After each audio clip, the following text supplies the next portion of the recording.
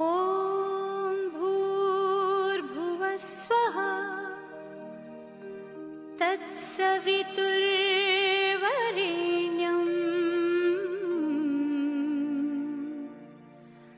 भर्गो देवस्य धीमहि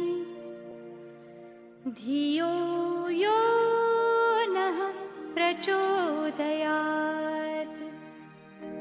ॐ भूर्भुवः स्वः तत्सवितुर्वरेण्यं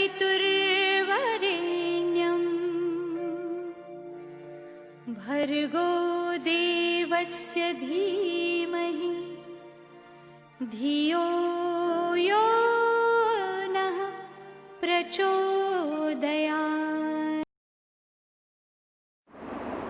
નમસ્કાર સ્ટુડન્ટ્સ, હું દેવાંગ સર ફરીથી ઇકોનોમિક્સનો લેક્ચર લઈને આવ્યો છું. અત્યાર સુધી ચેપ્ટર નંબર 4 બેન્કિંગ ને નાણાકીય નીતિ આપણે ભણી રહ્યા હતા. આખું ચેપ્ટર 2 ભાગમાં વહેંચાયેલું છે, બેન્કિંગ ને નાણાકીય નીતિ.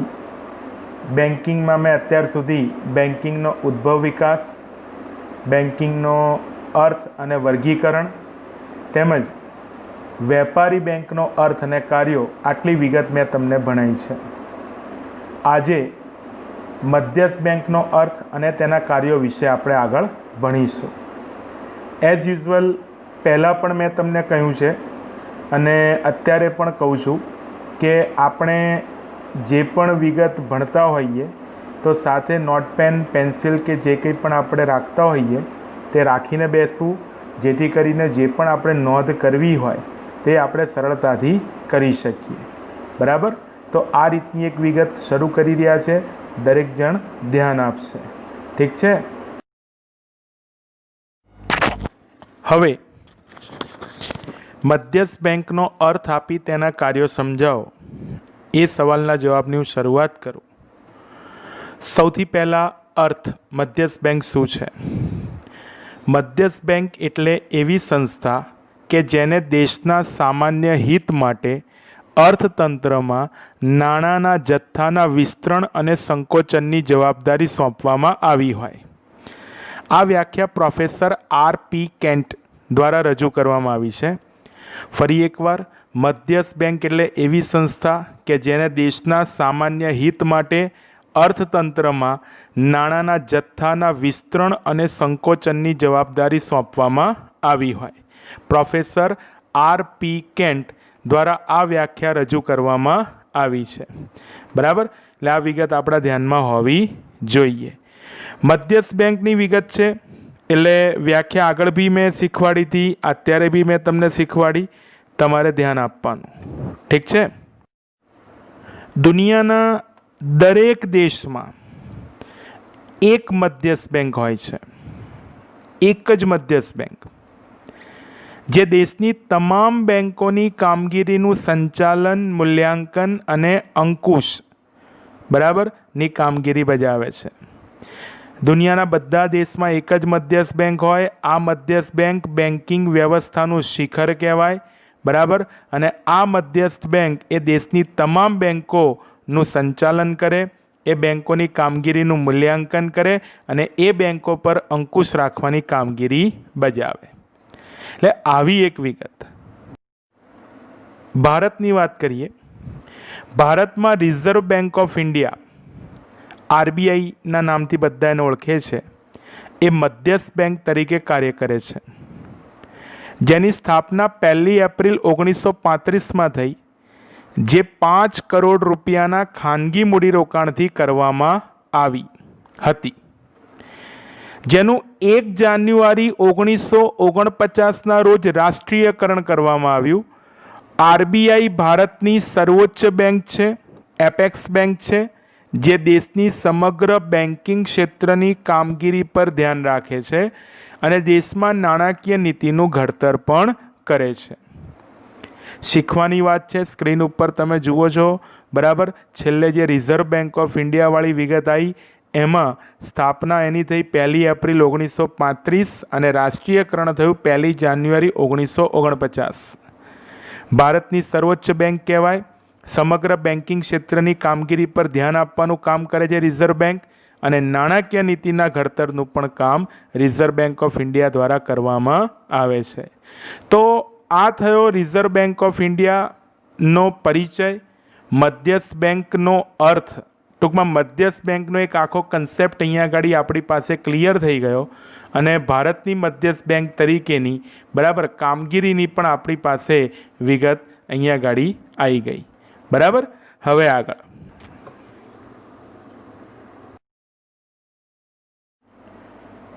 સ્ક્રીન ઉપર મધ્યસ્થ બેંકના કાર્યો તમને દેખાશે. મધ્યસ્થ બેંકના કાર્યો, આરબીઆઈના કાર્યો, આપણે ભારતમાં રહીએ છીએ એટલે ભારતની મધ્યસ્થ બેંક આરબીઆઈ છે, તો એ બંને સેમ જ કહેવાય. મધ્યસ્થ બેંકના કાર્યો બે પ્રકારના: નાણાકીય કાર્યો, બિન નાણાકીય કાર્યો. નાણાકીય કાર્યો કુલ 5 મુદ્દા: ચલણ બહાર પાડવું, સરકારની બેંક તરીકે, અંતિમ સહાયક તરીકે, શાખ નિયમન અને વિદેશી હુંડિયામણની જાળવણી. 5 મુદ્દા યાદ રાખવા હોય તો એકદમ સરળ વાત છે. ચલણ સરકારની, અંતિમ શાખ વિદેશી.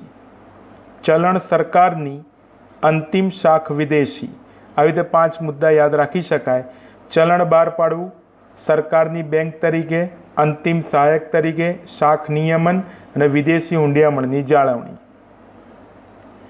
એવી જ રીતે બિન નાણાકીય કાર્યો: નિયમન અને દેખરેખનું કાર્ય, પ્રોત્સાહનના કાર્યો, સમાવેશી વિકાસ કાર્યો. નિયમન અને દેખરેખ, પ્રોત્સાહનના કાર્યો, સમાવેશી વિકાસ કાર્યો અને એ સિવાય અન્ય વાળી વિગત આવે. તો આ રીતે મધ્યસ્થ બેંકના કાર્યોની વિગત આપણે સમજી શકીએ. બરાબર. હવે સૌથી પહેલાં નાણાકીય કાર્યો. નાણાકીય કાર્યો મેં હમણાં જ કીધું કુલ 5 મુદ્દા. પહેલું એનું કાર્ય, નાણાકીય કાર્ય, ચલણ બહાર પાડવું. મધ્યસ્થ બેંક દેશનું ચલણ બહાર પાડે. ભારતમાં 1 રૂપિયાની ચલણી નોટ અને સિક્કા બહાર પાડવાનું કાર્ય ભારત સરકારનું નાણાં મંત્રાલય અથવા નાણાં ખાતું કરે છે. ફાઇનાન્સ મિનિસ્ટ્રી એવા નામથી આપણે ઓળખીએ છીએ. જ્યારે 2 રૂપિયા અને તેનાથી વધુ રકમની જે ચલણી નોટો છે એને છાપવાનું અને એને બજારમાં બહાર પાડવાનું કામ આરબીઆઈ કરે છે. આ ખબર પડવી જોઈએ આપણને. 1 રૂપિયાની ચલણી નોટ અને સિક્કા બહાર પાડવાનું કામ કરે છે ભારત સરકારનું નાણાં ખાતું અથવા નાણાં મંત્રાલય. બરાબર. અને 2 રૂપિયાથી લઈને જેટલી બી વધુ રકમની નોટો હોય, 2 રૂપિયા, 5 રૂપિયા, 10 રૂપિયા, 20 રૂપિયા, 50 રૂપિયા, 100 રૂપિયા, 200 રૂપિયા, 500 રૂપિયા, 2000 રૂપિયા, આ બધી ચલણી નોટ જે છે 2 રૂપિયાથી લઈને 2000 રૂપિયા સુધીની એ આરબીઆઈ દ્વારા બહાર પાડવામાં આવે છે, છાપવામાં પણ આવે છે. એટલે 1 રૂપિયાની ચલણી નોટ અને એ સિવાયના જેટલા બી ચલણી સિક્કાઓ છે એ ભારત સરકારનું નાણાં મંત્રાલય બહાર પાડે છે. આરબીઆઈ સરકારના એજન્ટ તરીકે ચલણી નોટોની વહેંચણી કરવાની જવાબદારી નિભાવે છે. હવે 1 રૂપિયાની ચલણી નોટ સિક્કા ભારત સરકાર બહાર પાડે છે, પણ એ સરકારના એજન્ટ તરીકે એ ચલણી નોટ અને સિક્કાની વહેંચણીની જવાબદારી આરબીઆઈની હોય છે. એટલે ચલણ બહાર પાડવાનું જે કાર્ય છે બરાબર એ મધ્યસ્થ બેંકનું હોય. ભારતમાં આ પ્રમાણે ચલણ બહાર પાડવાનું કાર્ય બરાબર આરબીઆઈ નિભાવે છે. ઠીક છે. સરકારની બેંક તરીકે બીજું નાણાકીય કાર્ય, સિમ્પલ વાત કરી દઉં, સરકારના તમામ પ્રકારના બેન્કિંગ વ્યવહારો મધ્યસ્થ બેંક સંભાળે છે. બરાબર. સરકારના તમામ પ્રકારના બેન્કિંગ વ્યવહારો મધ્યસ્થ બેંક સંભાળે છે. બીજી વાત, એક વિગત આપણે પહેલા મુદ્દામાં જ ભણી ગયા. 1 રૂપિયાની ચલણી નોટ અને સિક્કા બહાર પાડવાનું કામ ભારત સરકારનું નાણાં મંત્રાલય કરે છે. દેટ મીન્સ ભારત સરકાર કરે છે, પણ એનો વહીવટ અને એની વહેંચણી આ બધાની જવાબદારી આરબીઆઈની ફરજમાં આવે છે. એટલે પણ સરકારની બેંક તરીકે કામ કર્યું કહેવાય. જો કદાચ એમ પૂછે વિધાન, 2 માર્કમાં સ્કૂલોમાં પૂછવાની ટેવ હોય છે કે મધ્યસ્થ બેંકનું સરકારની બેંક તરીકે અથવા સરકારની બેન્કર તરીકેનું કાર્ય સમજાવો તો પછી આપણે સમજાવવું પણ પડે. બરાબર, ધ્યાન આપો. આરબીઆઈ કેન્દ્ર અને રાજ્ય સરકારની બેંક તેમજ નાણાકીય એજન્ટ તથા નાણાકીય સલાહકાર તરીકે ફરજ બજાવે છે. એજન્ટ તરીકે સરકારના બોન્ડ, સરકારના ખાતાઓ, ચલણી સિક્કાઓ, 1 રૂપિયાની નોટ વગેરેનો શું કરે છે?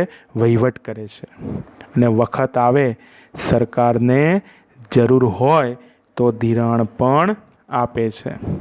ટૂંકમાં સરકારની તમામ પ્રકારની જે બેન્કિંગની ટેવો છે અથવા જે બેન્કિંગના વ્યવહારો છે, બેંકના આધારિત વ્યવહારો છે, એ સરકારના બેંકના તમામ વ્યવહારો મધ્યસ્થ બેંક પૂરા પાડે છે. તો આ રીતે સરકારની બેન્કર તરીકે અથવા સરકારની બેંક તરીકે મધ્યસ્થ બેંક શું કરે છે? પોતે જવાબદારી નિભાવે છે. બરાબર, ખબર પડવી જોઈએ. તો આવી વાત. બરાબર, હવે આગળ ત્રીજો મુદ્દો, અંતિમ સહાયક તરીકે. મેં અહીંયા આગળ એક કૌંસમાં લખ્યું છે બેંકોની બેંક તરીકે. દેશમાં જેટલી પણ બેંકો આવેલી હોય એ બધી બેંકોને બેન્કિંગ સેવા પૂરી પાડે છે આરબીઆઈ. ભારતમાં દરેક બેંકની કાયદો અને વ્યવસ્થા આરબીઆઈ નક્કી કરે છે. કદાચ કોઈ બેંક, વેપારી બેંક નુકસાની વેઠે અથવા નુકસાન કરે તો એ નુકસાનીના સમયમાં બરાબર બેંક હર હંમેશ મદદરૂપ થાય છે, આરબીઆઈ મદદરૂપ થાય છે. તો એવી એક વાત આની અંદર અંતિમ સહાયક તરીકે અથવા બેંકોની બેંક તરીકે ભારતમાં આરબીઆઈ બધી જ શિડ્યુલ્ડ બેંકોની બેંક તથા નિયમનકાર છે. તે બેંકોની રોકડ અનામતનું સંચાલન કરે છે. વેપારી બેંકોની ધિરાણ અંગેની નીતિની દિશા નક્કી કરે છે અને વ્યાજના દર પણ આદેશિત કરે છે. કોઈપણ શિડ્યુલ બેંકની નાણાકીય કટોકટીના સમયે તે અંતિમ સહાયક તરીકેની જવાબદારી નિભાવે છે. શિડ્યુલ બેંક એટલે આરબીઆઈના ધારાધોરણ જે નક્કી થયા છે બીજા શિડ્યુલ પ્રમાણેના અથવા બીજા પરિશિષ્ટ પ્રમાણેના, એ ધારાધોરણ જે બેંક ફોલો કરતી હોય બરાબર, એ બધી બેંકો શિડ્યુલ્ડ બેંક કહેવાય. બધી વેપારી બેંકો શિડ્યુલ્ડ બેંક છે કારણ કે આરબીઆઈના ધારાધોરણ એ લોકો ફોલો કરે છે. બરાબર, એટલે આ વિગત આપણે ધ્યાનમાં લેવાની. આમ મધ્યસ્થ બેંક એક બેંકોની બેંક એટલે કહેવાય કારણ કે બધી બેંકને એ કટોકટીના સમયે નાણાકીય કટોકટીના સમયે મદદરૂપ થાય છે. બરાબર, માટે અંતિમ સહાયક કહેવાય. અને બેંકોની તમામ પ્રકારની જે સુવિધાઓ છે અથવા બેંકોને જે કંઈ પણ જરૂરિયાત હોય એ આરબીઆઈ અથવા મધ્યસ્થ બેંક પૂરી પાડે છે. સિમ્પલ ભાષામાં આપણને વેપારી બેંકો બેન્કિંગ સેવા આપે, વેપારી બેંકોને આરબીઆઈ અથવા મધ્યસ્થ બેંક બરાબર બેન્કિંગની સુવિધા પૂરી પાડે. બરાબર, એટલે આવી વાત. હવે નાણાકીય કાર્યમાં ચોથો મુદ્દો, શાખ નિયમનની કામગીરી. ભણી ગયા આપણે શાખ સર્જન વિશે વેપારી બેંકોના કાર્યોમાં. વેપારી બેંકો શાખ સર્જન કરે. આ વધી ગયેલા શાખ સર્જન પર અંકુશ મૂકવાનું કામ, નિયમન કરવાનું કામ આરબીઆઈ કરે, મધ્યસ્થ બેંક કરે. એટલે મધ્યસ્થ બેંકનું કામ શાખ નિયમન કરવાનું, વેપારી બેંકોનું કામ શાખ સર્જન કરવાનું. વધી ગયેલા શાખ સર્જનને અંકુશમાં લેવું એટલે શાખ નિયમન. શાખ સર્જન એટલે આપણે ભણ્યા હતા બરાબર, વેપારી બેંકો એક થાપણમાંથી બીજી અનેક થાપણોનું સર્જન કરે છે, એને શાખ સર્જન કહેવાય. બરાબર, વિગત આપી છે. નાણાકીય નીતિના વિવિધ સાધનોની મદદ વડે આરબીઆઈ વેપારી બેંકોની શાખ સર્જનની પ્રવૃત્તિ તથા નાણાં પુરવઠાનું નિયમન કરે છે. વધારે પડતો નાણાં પુરવઠો કોઈ બેંકે બજારમાં મૂક્યો હોય, સામે ડિપોઝિટ્સ એટલી એની પાસે ના હોય. ટૂંકમાં બેંકો પાસે જે નાણું આવે છે એના કરતાં જે વધારે પ્રમાણમાં નાણું બેંકે બજારમાં મૂક્યું હોય તો એના પર નિયમન રાખવું એને કહેવાય શાખ નિયમન. શાખ નિયમનથી શાખ સર્જનની પ્રક્રિયા પર અંકુશ રહે છે. એટલે આવી વાત. બરાબર. નાણાકીય કાર્યમાં મુદ્દા નંબર 5, વિદેશી હુંડિયામણની જાળવણી. વિદેશી હુંડિયામણ. હુંડિયામણ એટલે શું? પહેલાં તે કહી દઉં. આપણા દેશના ચલણ સિવાયનું અન્ય દેશોનું ચલણ એટલે હુંડિયામણ. એટલે કન્ફર્મ થઈ ગયું કે હુંડિયામણ વિદેશી જ હોય.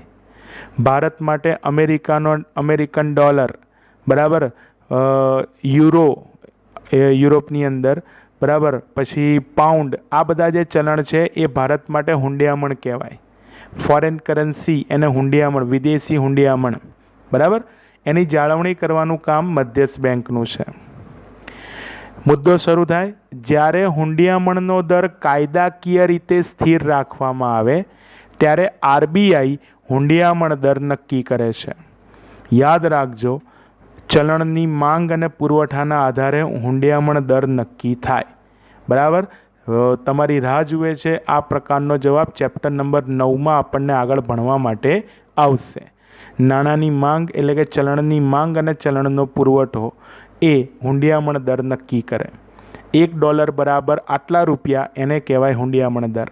$1 બરાબર 70 રૂપિયા તે કહેવાય ભારત અને અમેરિકાના ચલણનો હુંડિયામણ દર. બરાબર. એટલે જ્યારે હુંડિયામણ દર કાયદાકીય રીતે સ્થિર રાખવામાં આવે ત્યારે આરબીઆઈ હુંડિયામણ દર નક્કી કરે છે. જ્યારે વિદેશી હુંડિયામણનો દર બજારમાં તેની માંગ અને પુરવઠાના આધારે નક્કી થતો હોય ત્યારે આરબીઆઈ બજારમાં વિદેશી હુંડિયામણની ખરીદી કે વેચાણ કરીને વિદેશી હુંડિયામણની સરખામણીમાં ભારતના રૂપિયાનું મૂલ્ય જાળવે છે. આમ આરબીઆઈ ભારતના ચલણનું મૂલ્ય અન્ય દેશોના ચલણની સામે જાળવવાની કામગીરી બજાવે છે. બરાબર. અગત્યની વિગત આ, ભારતના ચલણના મૂલ્યની અન્ય દેશોના ચલણની સામે, બરાબર, મૂલ્ય જાળવવાની કામગીરી મધ્યસ્થ બેંક નિભાવે છે. ભારતની મધ્યસ્થ બેંક આરબીઆઈ છે. આરબીઆઈ ભારતના વિદેશી હુંડિયામણના જથ્થાની સાચવણી કરે છે તેમજ ભારતમાં આવતી વિદેશી મૂડી કે ભારતની બહાર જતી વિદેશી મૂડી પર પણ ધ્યાન રાખે છે. એટલે આ વાત થઈ વિદેશી હુંડિયામણની જાળવણીની. બરાબર. અહીં નાણાકીય કાર્યોની જે વિગત છે એમાં 5 મુદ્દા પૂરા થયા. બરાબર. આપણી પાસે જાણકારી હોવી જોઈએ. ચલણ સરકારની અંતિમ શાખ વિદેશી નાણાકીય કાર્યોની વિગત પૂરી થઈ. બરાબર. નાણાકીય કાર્યો પૂરા કર્યા પછી બિન નાણાકીય કાર્યો. મધ્યસ્થ બેંકની જવાબદારી ફક્ત નાણાકીય કાર્યો પૂરતી નથી.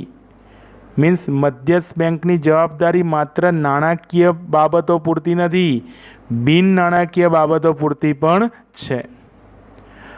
ટોટલ 4 મુદ્દા આવશે, પણ બોર્ડવાળાએ આ જવાબ છે ને 2 માર્કમાં પૂછેલો છે, એટલે જરા ધ્યાન રાખજો.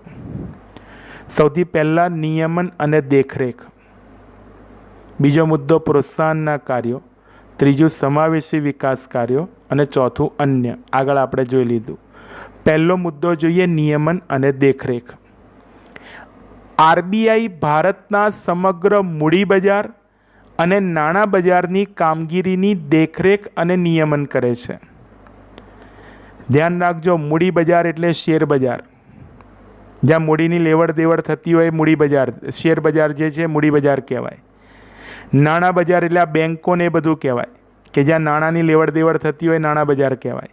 એ તમામની દેખરેખ અને નિયમન આરબીઆઈ કરે છે, જેમાં વેપારી બેન્કોની શાખાઓના વિસ્તરણ, તેમની કામ કરવાની પદ્ધતિ અને બેન્કો સિવાયની નાણાકીય સંસ્થાઓ તથા સહકારી બેન્કોની કામગીરી વગેરે પર પણ ખાસ ધ્યાન રાખે છે.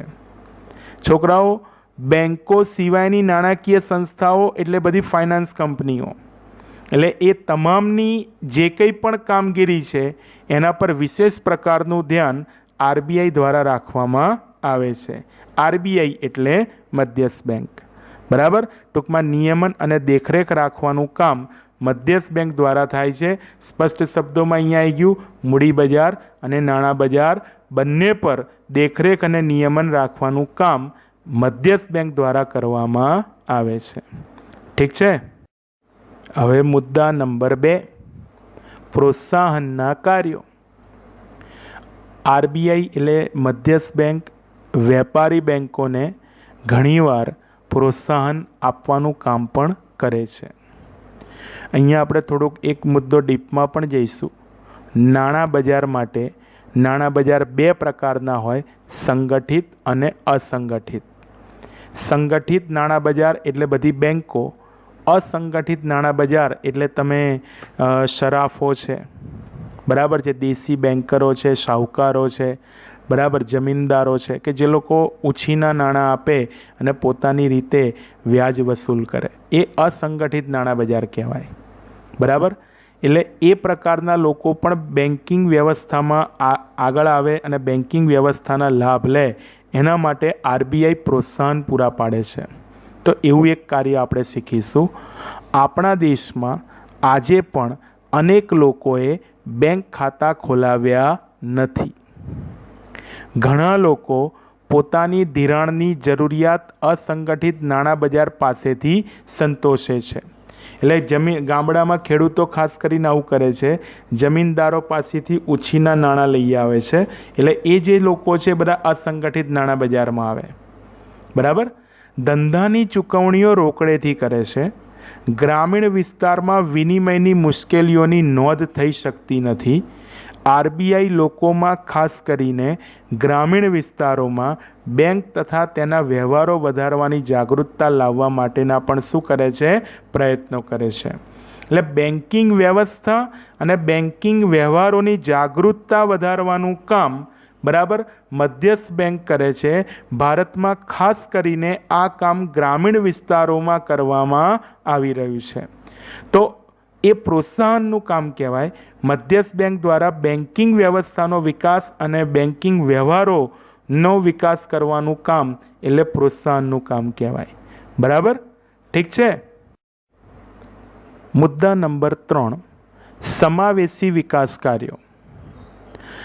ભારતમાં આર્થિક ભિન્નતા તથા ગ્રામીણ શહેરી ભિન્નતા વધુ હોવાના કારણે જ્યારે નાણાકીય અથવા તો આર્થિક પરિવર્તનો આવે ત્યારે દરેક વર્ગના લોકો અને એકમોને આવા પરિવર્તનોનો લાભ મળવો જરૂરી છે.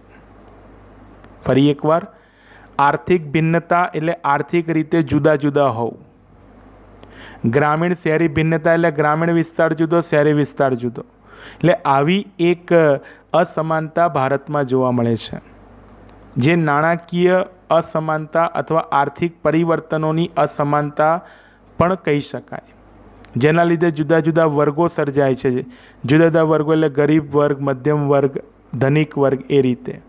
બરાબર. એટલે દરેક વર્ગના લોકોને આ પ્રકારની બેન્કિંગ વ્યવસ્થાનો લાભ મળવો જોઈએ, એના માટેનું કામ મધ્યસ્થ બેંક કરે છે. બરાબર. આરબીઆઈ આ માટે બેન્કિંગ ક્ષેત્રે સતત પ્રયાસો કરતી રહે છે.